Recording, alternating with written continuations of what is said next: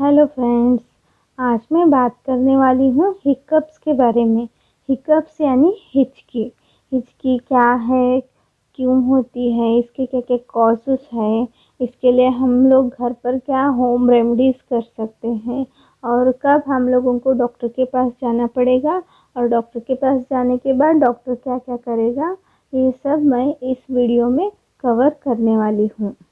तो पहले एक लाइक कर लीजिए, यूट्यूब चैनल को सब्सक्राइब कर लीजिए ताकि ऐसे ही इंफॉर्मेशन फ्यूचर में आपको मिलती रहे।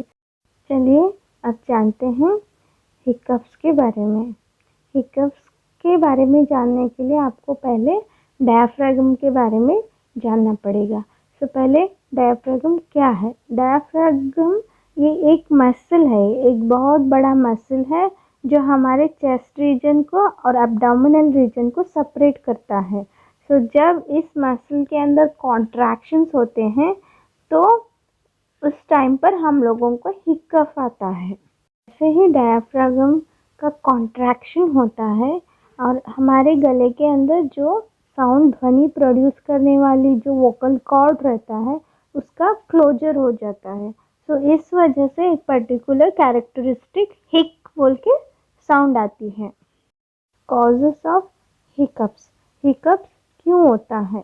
एक तो है ओवर ईटिंग, बहुत ज़्यादा खाना खाने से और खाने के अंदर बहुत ज़्यादा स्पाइसी फूड यानी मसाले वाला खाना खाने से और अल्कोहल का कंजम्पशन करने से और बहुत ज़्यादा कार्बोनेटेड बेवरेजेस जैसे कि सोडा कंटेंट वाले जूसेस को पीने से, बहुत ज़्यादा गर्म खाना खाने से या फिर बहुत ज़्यादा ठंडा खाना खाने से हिकअप हो सकता है, या फिर हमारे बाहर का एयर का टेम्परेचर सडनली चेंज हो जाने से हो सकता है, या फिर हवा को निगलने से, जैसे कि च्युइंगम खाते समय च्युइंगम के साथ साथ हवा को भी अगर हम लोग एंगल्फ कर लेंगे तो भी हिकअप हो सकता है। कभी कभी इमोशनल स्ट्रेस से भी हिकअप स्टार्ट हो सकता है।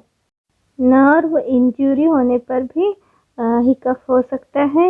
ये जो फ्रेनिक नर्व और वेगस नर्व है, ये दोनों हमारे डायफ्रागम के मूवमेंट्स को कंट्रोल करते हैं।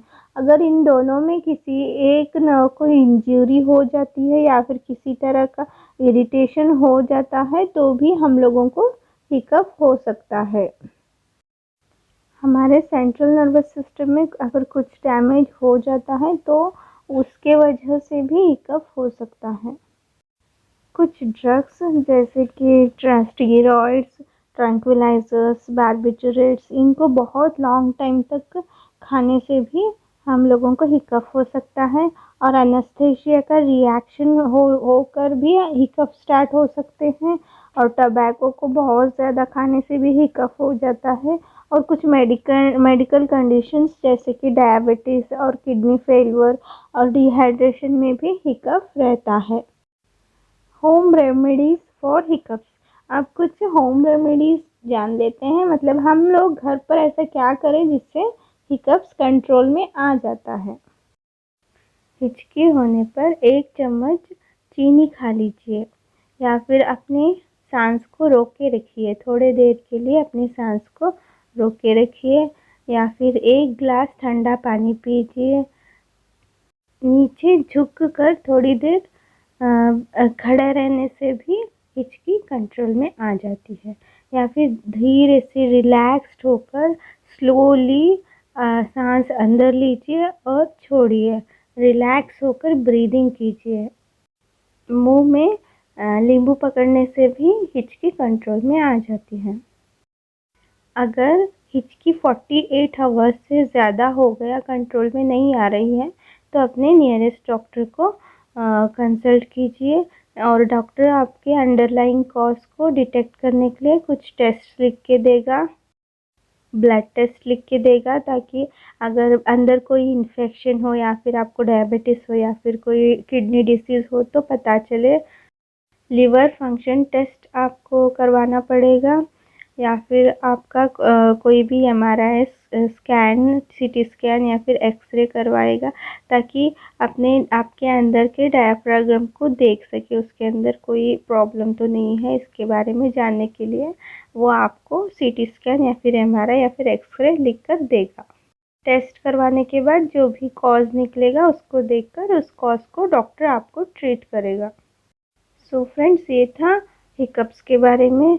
सो डायफ्रागम के कॉन्ट्रैक्शन होने की वजह से हिकअप्स होते हैं, और ये जो वोकल कॉर्ड होता है उसको सडनली क्लोज हो जाता है, तो इस वजह से हिक बोल के साउंड आता है। हिकअप ओवर ईटिंग करने से या फिर स्पाइसी फूड खाने से या फिर कार्बोनेटेड बेवरेजेस को पी लेने से या फिर बहुत ज़्यादा गर्म खाना या फिर बहुत ज़्यादा ठंडा खाना खाने से या फिर हवा को एंगल्फ करने से हो जाता है, और अल्कोहल के कंजम्पशन से भी होता है। अगर हम लोग जब एक चम्मच चीनी खा लेंगे या फिर एक गिलास पानी धीरे से पी लेंगे या फिर कंट्रोल्ड मैनर्स में हम लोग सांस लेंगे या फिर सांस को कुछ देर रोक के रखेंगे, तो हिकअप अपने आप ठीक हो जाता है।